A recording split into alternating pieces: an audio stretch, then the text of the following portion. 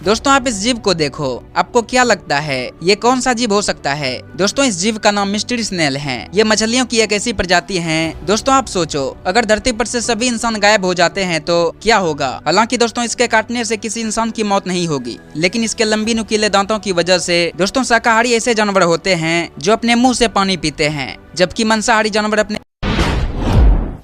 दोस्तों आप इस जीव को देखो, आपको क्या लगता है ये कौन सा जीव हो सकता है? खैर दोस्तों दिखने में काफी अजीब सा लगता है, जो कि अचानक से पहचान पाना थोड़ा मुश्किल होगा। दोस्तों ये एक फिश है। इस फिश का नाम है पेलिकन ईल, जो समंदर की काफी गहराइयों में पाई जाने वाली मछली है।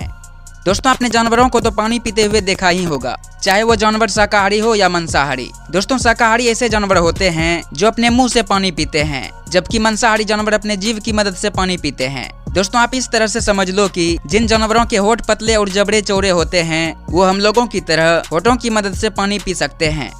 दोस्तों जब हमारी पृथ्वी पर भूकंप आते हैं तो यहाँ भूकंप कुछ ही मिनटों के लिए रहते हैं, जिसे हम अर्थक्वेक कहते हैं। दोस्तों इसी तरह चंद्रमा पर भी भूकंप आते हैं, लेकिन दोस्तों चंद्रमा पर आने वाले भूकंप को भूकंप नहीं कहते, बल्कि मूनक्वेक कहते हैं, जो पृथ्वी पर गुरुत्वाकर्षण प्रभाव के कारण होते हैं। और चंद्रमा पर आने वाले भूकंप आधे घंटे तक रह सकते हैं।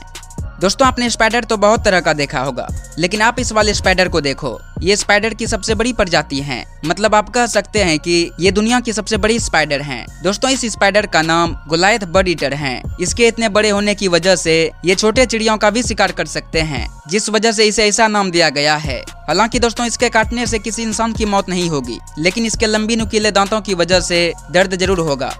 दोस्तों आप सोचो, अगर धरती पर से सभी इंसान गायब हो जाते हैं तो क्या होगा?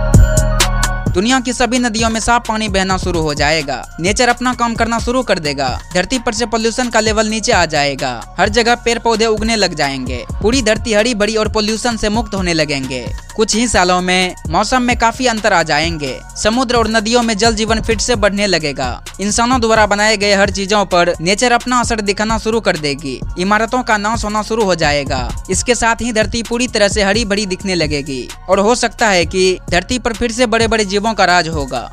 दोस्तों इस जीव का नाम मिस्ट्री स्नेल है। दोस्तों आपको ये जानकर बहुत ही अजीब लगेगा कि अगर आप इसकी आंखों को निकाल भी दें तो ये दोबारा अपनी नई आंखों को वापस लाने की क्षमता रखता है। दोस्तों आप शायद ही इसके बारे में पहले जानते होंगे, और ये जीव सच में काफी अद्भुत है।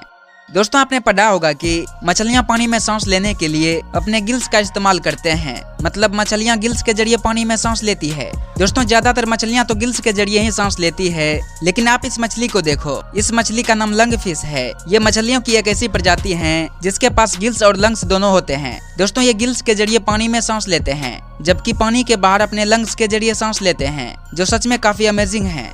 दोस्तों नॉर्वे में 800 साल से भी अधिक पुराना एक चर्च है। दोस्तों इस चर्च का नाम स्टेव चर्च है, और इस चर्च को बनाने के लिए एक भी कील का इस्तेमाल नहीं किया गया है। दोस्तों आज हम लोग कुछ इस टाइप का साइकिल चलाते हैं, जो ये टायर रबर वाली होती है।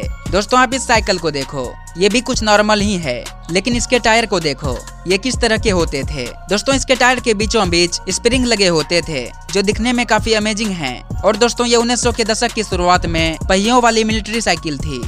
दोस्तों देखो, हमारे फैशन और ड्रेसिंग का समझ का संबंध सीधे हमारे दिमाग से है। दोस्तों जब हम अच्छे कपड़े पहनते हैं तो हमारा आत्मविश्वास बढ़ता है। इनसे हमारा मूड भी फ्रेश रहता है।